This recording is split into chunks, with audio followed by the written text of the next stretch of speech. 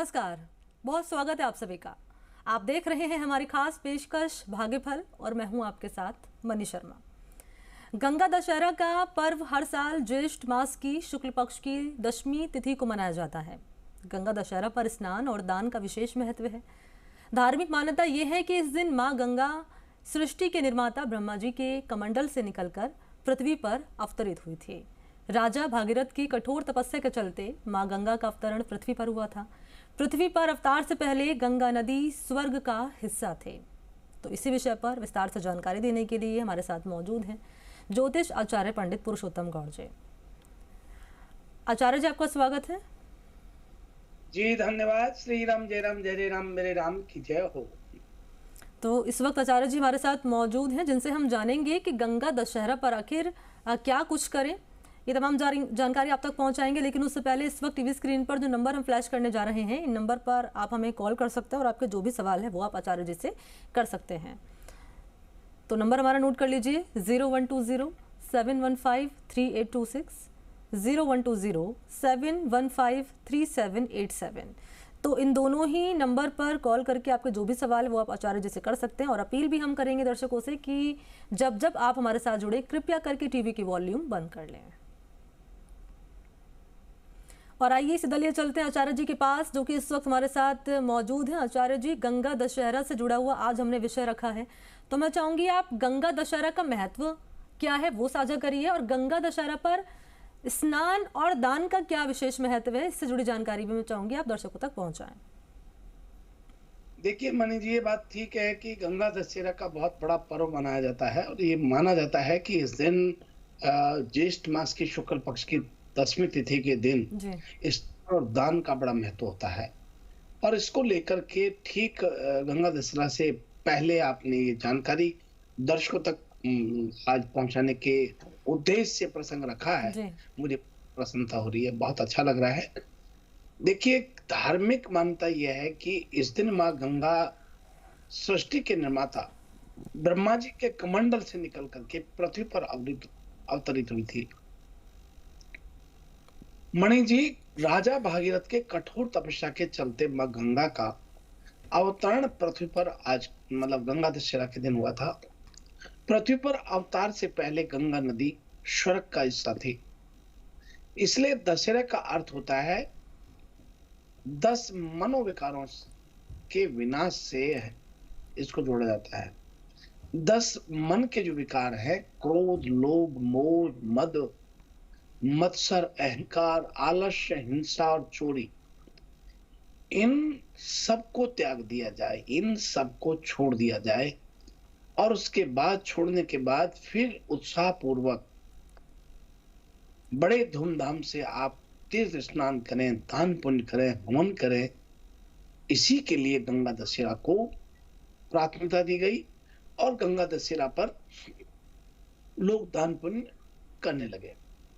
एक पौराणिक कथाओं के अनुसार एक और बात है कि राजा भागीरथ की तपस्या, अथक प्रयास और परिश्रम से इसी दिन गंगा ब्रह्मा जी के कमंडल से निकल करके तपस्या हुई और गंगा ब्रह्मा जी के कमंडल से निकल करके शिव की जटाओं में विराजमान हुई थी।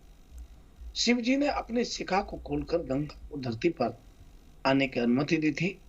इसलिए गंगा धरा अवतरण दिवस को गंगा दशहरा, गंगा दशमी के नाम से जाना जाता है।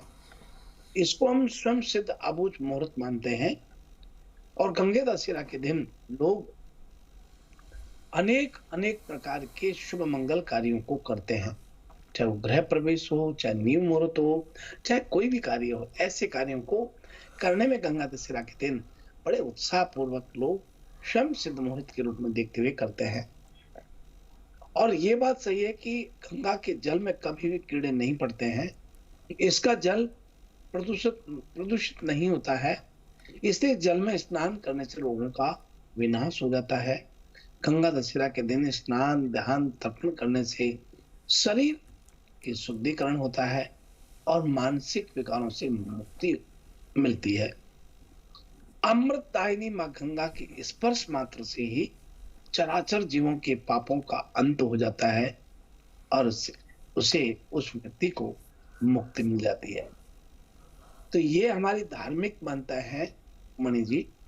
और इस प्रकार से जो है गंगा ब्रह्मा जी के कमंड से निकल करके और शिव जी की जटाओं में विराजमान हुई, और फिर शिव जी ने अपनी शिखा को खोल करके गंगा को धरती पर अवतरित होने का अनुमति दी। तो इसलिए इसको गंगा दशमी के रूप में माना जाता है जी। तो गंगा दशहरा का क्या महत्व है, स्नान और दान का क्या विशेष महत्व है, ये भी जानकारी आचार्य जी ने हमारे दर्शकों के साथ साझा की है। आचार्य जी, अब हम हमेशा की तरह कॉलर का रुख कर लेते हैं और पहले कॉलर इस वक्त हमारे साथ फोन लाइन पर मौजूद है, इनका सवाल हम जानेंगे, लेकिन चाहूंगी पहले अपना नाम बताइए आप। जी हेलो जी, आपकी आवाज मिल रही है, नाम बताइए। पंडित जी भाई लगू। आयुष्मान श्री राम, जय राम, जय राम, मेरे राम की जय हो। पंडित जी, मैं बच्चे के बारे में पूछना चाहता हूँ, बड़े बच्चे के बारे में, दीपक के बारे में। मैं आपसे पहले भी पूछ चुका हूँ 1-2 बार। हेलो, आपकी आवाज मिल रही है। दीपक जी की जन्म तिथि, समय, स्थान बताइए, फिर सवाल करें। हाँ, 17/10/87। ठीक है, आगरा का जन्म है, रात दिन का 2:30 बजे का। ठीक है। ये नौकरी के बारे में पूछ रहा हूँ, इसको बहुत मेहनत कर रहा है, इसकी नौकरी को कोई सक्सेस नहीं हो रहा है। ठीक है आचार्य जी। अब देखिए, आपने पूर्व में पूछा है, हमने आपको अवश्य बतलाया होगा कि इन्हें क्या करना चाहिए। कार्य जो हम आप पूछते हैं, आप प्रश्न आपका जन्म से जन्म पत्री का विश्लेषण करवाते हैं, तो हम लोग आपको उपाय भी बताते हैं, क्योंकि जन्म पत्री में जो भी ग्रह थे उनके उपाय बताने से ही आपको लाभ मिलता है। तो दीपक जी के लिए जो आप जानना चाह रहे हैं, मकर लगन में जन्म हुआ है, चंद्रमा की महादशा इनको चल रही है, चंद्रमा का अंतर चल रहा है, शनि का प्रतंत्र चल रहा है, और मकर लगन में जन्म हुआ है।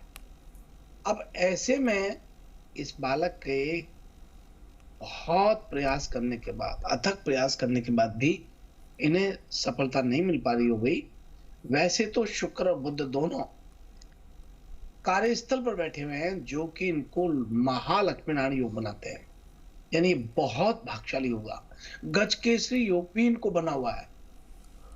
तो अवश्य निश्चित रूप से सरकारी पद पर, बहुत अच्छे पद पर स्थापित होगा, और ये मान सम्मान प्राप्त करने वाला, संपूर्ण परिवार में सबको साथ लेके चलने वाला व्यक्तित्व होगा। लेकिन फिर भी इनको कहीं किसी तौर से परेशानी करनी हो रही है, तो आप शुक्रवार के दिन किसी स्वागन महिला को, बुजुर्ग महिला को भोजन करवाएं और उन्हें स्वाद का सामान भेंट करें, और उसके बाद यथाशक्ति नगद भी उनको सम्मान के रूप में दक्षिणा दें। ऐसा करने से, 7 शुक्रवार को ऐसा करने से अवश्य आपको लाभ होगा, और ये लाभ इस तरह से होगा कि आपके भाग्योदय का प्रतीक दिखाई देगा ये लाभ। इसलिए आप ऐसा कीजिए, अवश्य आपको लाभ। बहुत मंगल, शुभकामनाएं। तो दीपक जी के लिए सवाल आपने किया था, उम्मीद करते हैं कि सवाल का जवाब आपको मिल गया होगा। अगले कॉलर का मैं रुख करना चाहूँगी, इस वक्त फोन लाइन पर हमारे साथ मौजूद है। नाम बताइए अपना। नमस्कार जी, मैं मनोज सिंह बोल रहा हूँ, सागर बना हूँ। आज मेरे सवाल मेरे पिताजी के बारे में है, और पंडित जी, पिताजी का नाम है दीप जी।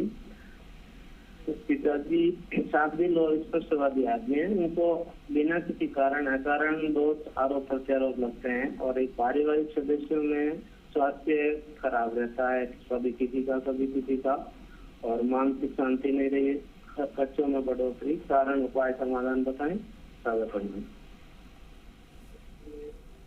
देखिए, पिताजी की प्रश्न कुंडली से हम देख पा रहे हैं, आपके फादर बहुत बोल्ड और बहुत समझदार, बहुत प्रगतिशील व्यक्ति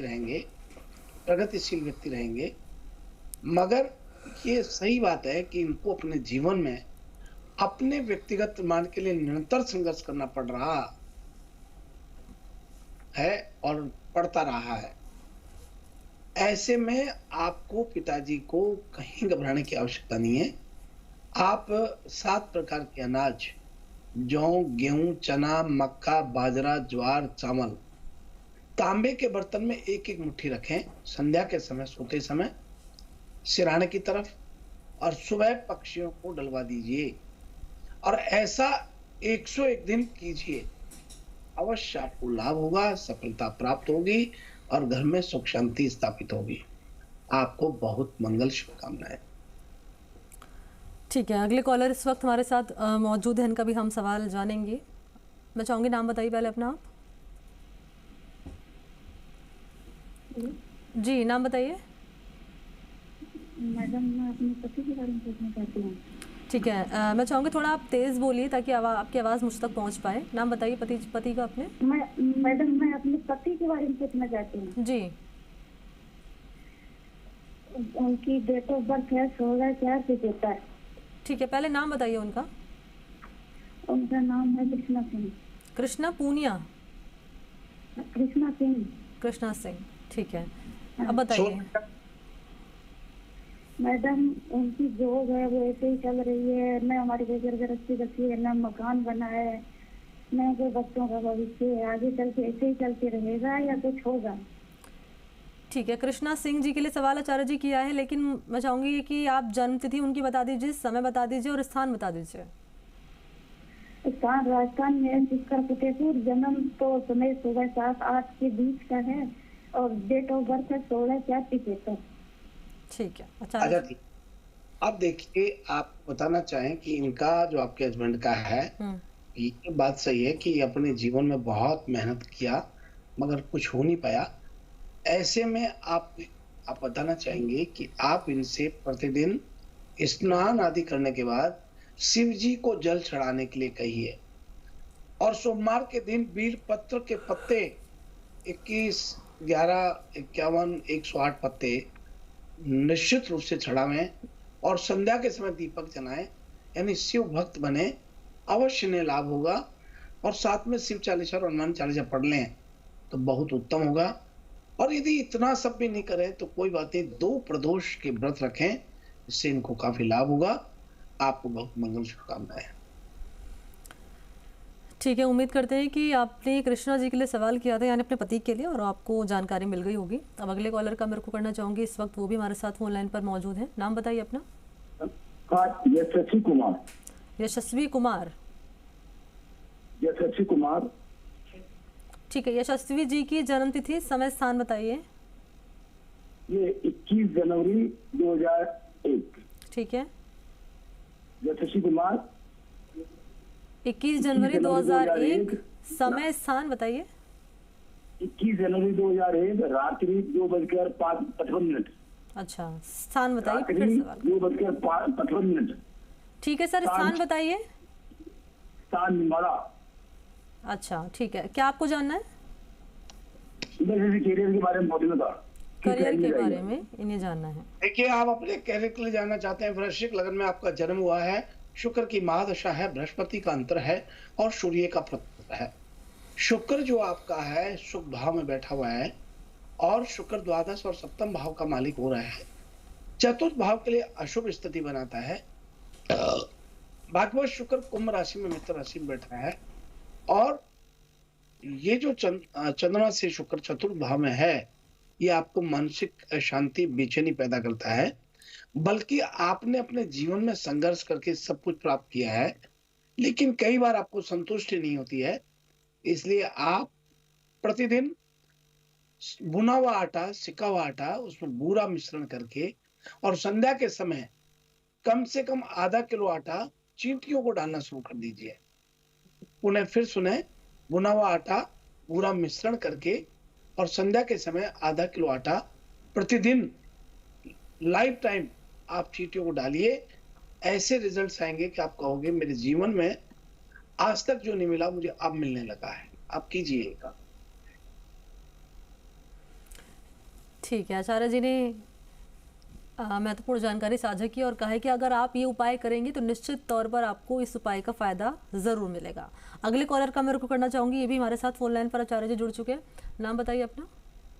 मणि जी, आपको नमस्कार है। मैं सुरेंद्र बोल रहा हूँ सुजानगढ़ से। नमस्कार सुरेंद्र जी, आपको। आचार्य जी, आपके चरणों में मेरा सत नमस्कार है। जी आयुष्मान श्री राम, जय राम, जय राम, मेरे राम की जय हो।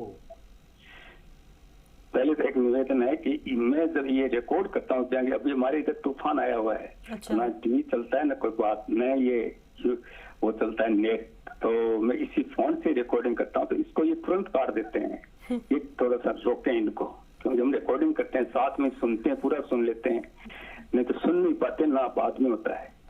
तो अब 8 जुलाई 1954 सुबह 6 बजे का समय और जन्म स्थान है रतनगढ़ है। तो अब आचार्य आपने 3 दिन पहले भद्रा का बताया था, तो उसी दिन भी मेरा कॉल काट दिया इन्होंने, पहले भी मिला और बाद में भी मिला, दोनों काट देखिए दिए। सुरेंद्र जी, आपका फोन काट दिया जाता है या कट जाता है ये तो नहीं जानती मैं, लेकिन आप फिर भी हमारे साथ जुड़ते हैं, ये महत्वपूर्ण हो जाता है। बिल्कुल सही बात है। मेरे तो बालाजी जुड़ होते हैं, वो तीसरी बार भी मिला के दे देते हैं लाइन। वो नहीं रोक सकते ये इसको, चाहे कितनी कर लेना ये कभी भी। बिल्कुल बिल्कुल, सवाल करिए अपना। अब इस भद्रा का हमें क्या पता चलेगा कि ये कब लगती है, कहाँ है, कैसे नहीं है? आपने बताया था गले में आ जाती है, पेट में, या जैसे हम 3-4 चीजें बताई थी, तब मैं पंचांग देखना नहीं जानता, इसलिए ये बताइए कि ये कब लगता है, कैसे देखें इसका, कैसे पता चले? देखिए, आपने प्रसंग किया, मैं आपका सुरेंद्र जी भागफल कार्यक्रम में बहुत स्वागत करता हूं, और आपका एक कष्ट में बात थी कि आपको लगता है कि शायद हमारे यहाँ से फोन काटा जाता है। ऐसा बिल्कुल नहीं होता है। एक टाइम पीरियड के लिए वो कॉल ऑटोमेटिक कंप्यूटर लेता है, और कंप्यूटर वो जितनी देर समय है वो वहां तक ठीक है, और यदि समय आउट होता है तो फिर ऑटोमेटिक कट होता है। इसे मन से बात निकालें, क्योंकि आपसे बहुत प्रेम करते हैं, और साथ में आप तो हमारे वो दर्शक हैं जो प्रतिदिन कार्यक्रम को देखते हैं, अनेकों प्रकार के परिवार के लिए आपने लाभ प्राप्त करते आ रहे हैं, और भगवान की कृपा से बताए गए मार्ग पर चलने से हमें बहुत खुशी होती है, क्योंकि आपको जब उसका लाभ पहुंचता है तो बहुत खुशी होती है। तो ये पहले तो सुरेंद्र जी इस बात को हम क्लियर करना चाहेंगे। दूसरा ये कि हमारी टीम जो है ना, प्रत्येक व्यक्ति को, चाहे वो बड़ा हो छोटा हो, सबको बहुत प्राथमिकता से, बड़े सम्मान के साथ, अति विनम्रता से हम कॉल को स्वीकार करते हैं, कॉल का जवाब देने का प्रयत्न करते हैं, और उज्जवल भविष्य की कामना करते हैं, क्योंकि इस टीम में ये कार्यक्रम को चलाने के लिए करीब 15-20 आदमी काम करते हैं, उसमें एक व्यक्ति का रोल नहीं होता है। एक बात। दूसरी बात यह है कि आपने किसी प्रकार की गिलवा शिकवा नहीं रखें, आपको बहुत शुभ मंगल कामना। और जो भद्रा की बात कही है, मैं आपको बताना चाहूंगा, हमारे मणि जी बहुत सरल हैं, सहज हैं। इन्होंने एक बात कही कि आपकी उपस्थिति हमारे साथ होना, ये हमें खुशी की बात है, ये हमें भी खुशी की बात है। बहुत सारे दर्शकों का ये शिकायत होती है कि कई लोग जुड़ जाते हैं, हम नहीं जुड़ पाते, जबकि हम तो 1-1 घंटे पूर्व से प्रयत्न करना शुरू कर देते हैं। तो कहीं कहीं हमारा आपका लगाव है, और सभी पब्लिक का लगाव है, पूरे भारतवर्ष की जनता नहीं, संपूर्ण संसार के, जगत के लोगों से हमारा जुड़ाव होने का प्रयत्न करते हैं। आपको बहुत मंगल शुभकामनाएं। अब ये जो आप भद्रा की बात कर रहे हैं कि भद्रा कब और कैसे लगती है, कृष्ण पक्ष की तृतीया और 10वीं तिथि का जो दूसरा भाग होता है उसे हम भद्रा कहते हैं। शुक्ल पक्ष की अष्टमी और पूर्णिमा की तिथि के पहले भाग को भद्रा बोलते हैं। शुक्ल पक्ष की एकादशी और चतुर्दशी को दूसरा भाग बोलते हैं, उसे भद्रा कहते हैं। भद्रा का सीधा संबंध सूर्य और शनि से होता है। अब आप देख लीजिए कि भद्रा का क्या मतलब है और भद्रा को किस तरह से देखा जाता है। यही बात हम आपको बताना चाहते हैं कि भद्रा आखिर है क्या। वैदिक ज्योतिष में मुहूर्त बहुत महत्वपूर्ण होते हैं, और सुरेंद्र जी, इसमें मुहूर्त निकालने की प्रक्रिया में भद्रा का अहम भूमिका होती है। ठीक है। शुभ भी होती है, परंतु भद्रा तत्काल अशुभ प्रभाव भी कर देती है। इसलिए भद्रा रहित कई जगह कार्य होते हैं। भद्रा के समय कोई भी शुभ कार्य नहीं किए जाते, लेकिन कुछ परिस्थिति ऐसी भी है जहां भद्रा लाभकारी साबित होती है। भद्रा का प्रभाव स्वर्ग और लोक, पाताल लोक, ठीक है, और पृथ्वीलोक पर होता है। इसलिए ये आप चिंता ना करें, ये आप भद्रा के बारे में आपने जानना चाहिए। बहुत अच्छा लगा, आपको बहुत मंगल शुभकामनाएं। ठीक है आचार्य जी, अब हम राशिफल का रुख कर लेते हैं और राशिफल की शुरुआत कर लेते हैं मेष राशि के साथ।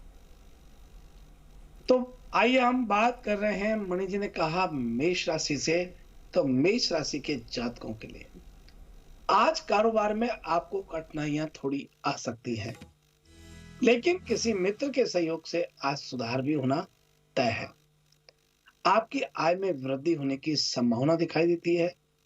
कारोबार यात्रा बढ़ेगी, स्वास्थ्य के प्रति सचेत रहें, आय में वृद्धि होती है, शासन सत्ता का सहयोग मिलेगा, पिता का सानिध्य मिलेगा, जीवन साथी से वैचारिक मतभेद बढ़ सकते हैं, संचित धन में आज वृद्धि हो रही है और मन परेशान हो सकता है, लेकिन आपको कहीं घबराना नहीं है।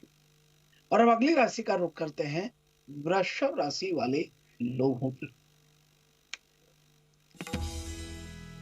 आज आत्मविश्वास में परिपूर्णता रहेगी, कला या संगीत के प्रति रुझान बढ़ सकता है, शैक्षणिक कार्यों के सुखद परिणाम आज आपको प्राप्त हो रहे हैं, किसी मित्र के सहयोग से आज धन की प्राप्ति हो सकती है।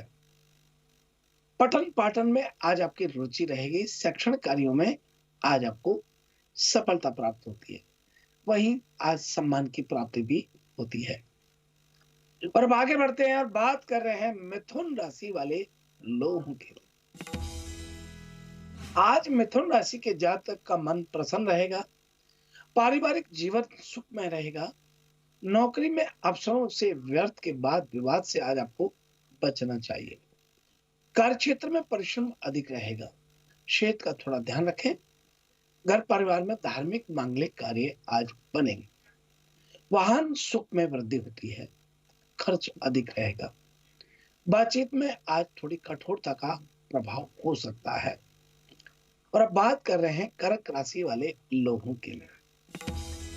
आज किसी राजनेता से भेंट हो सकती है, दिनचर्या अव्यवस्थित रहेगी, कारोबार के लिए पिता से धन आज आपको लेना पड़ सकता है और मिलेगा।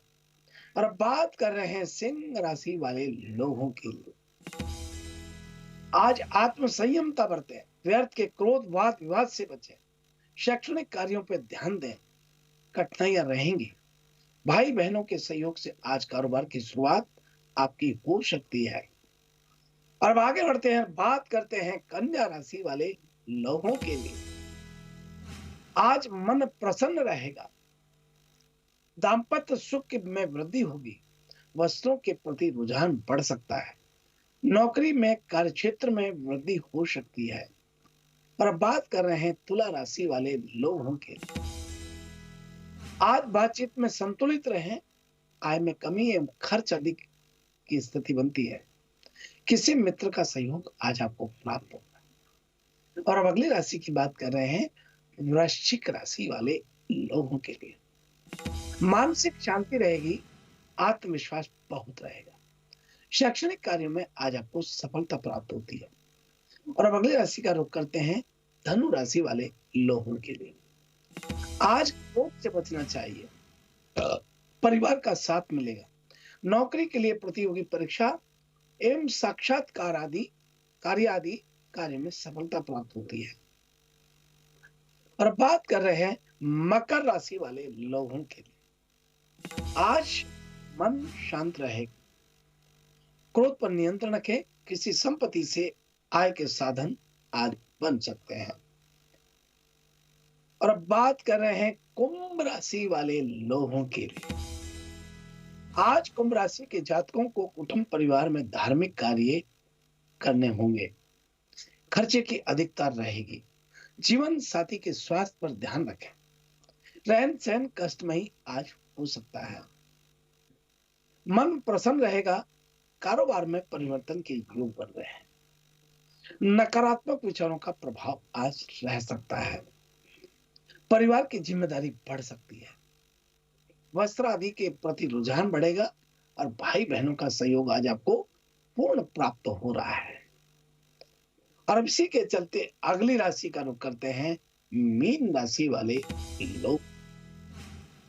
आज शैक्षणिक कार्यों में सफलता मिलती है आपको, मीठे खान पान के प्रति रुझान बढ़ सकता है, किसी मित्र के सहयोग से रोजगार के अवसर आज आपको मिल सकते हैं, परिवार का साथ मिलेगा, संयम रखें, क्रोध के अतिरेक से बचें, परिवार का सहयोग मिलेगा, किसी मित्र के सहयोग से आय के साधन आज बन सकते हैं। इस प्रकार से यह है आज का हमारा अपना राशिफल। तो ये रहा आज का राशिफल, और राशिफल से जुड़ी महत्वपूर्ण जानकारी आचार्य जी ने साझा की है। क्योंकि आचार्य जी जिस भी भगवान का दिन होता है तो सवाल हमारा हमेशा यही होता है कि कैसे उस भगवान को प्रसन्न किया जाए। क्योंकि आज हमने गंगा दशहरा से जुड़ा विषय रखा है, तो माँ गंगा को प्रसन्न करने के लिए क्या किया जाए, मैं चाहूंगी जानकारी आप साझा करें। देखिए, ये आपने बहुत अच्छा प्रश्न रखा है, और ये सही बात है कि प्रसन्नता से ही तो सब चीजें प्राप्त होती हैं। कैसे करें, ये बिल्कुल एक महत्वपूर्ण बात है। जय गंगे माता, मैया जय गंगे माता, जो नर तुमको ध्याता मन वांछित फल पाता। ओम जय गंगे माता। मैं बताना चाहूंगा कि माँ गंगा का जल निर्मल आता है, जो इनकी शरण में होता है वो नर तर जाता है, और पुत्र सगर के तारे सब जग को कहता, कृपा दृष्टि इनकी होती है। देखिए मणि जी, माँ गंगा का एक ही भाव है कि नमो गंगाय मातेश्वरी नमो नमः। माँ गंगा का ये जो पर्व है, इस दिन श्रद्धा पूर्वक स्नान करें और विशेष रूप से माँ को प्रणाम करते हुए आपके जल में गंगा जल डाल लें और फिर स्नान करें। निश्चित रूप से आपकी मनोकामना पूर्ण होती है और आपको लाभ होता है जी। तो क्या किया जाए, कैसे गंगा मैया को प्रसन्न किया जाए, ये जानकारी भी आचार्य जी ने इस वक्त हमारे दर्शकों के साथ साझा किया। आचार्य जी बहुत शुक्रिया आपका हमारे साथ जुड़ने के लिए, और तमाम जानकारी आपने साझा की दर्शकों के साथ, इसके लिए भी धन्यवाद आपका जी। शुभ आशीर्वाद, शुभ प्रभात। श्री राम जय राम मेरे राम की जय हो। और इसी के साथ भाग्यफल में फिलहाल इतना ही। मुझे दीजिए इजाजत। नमस्कार।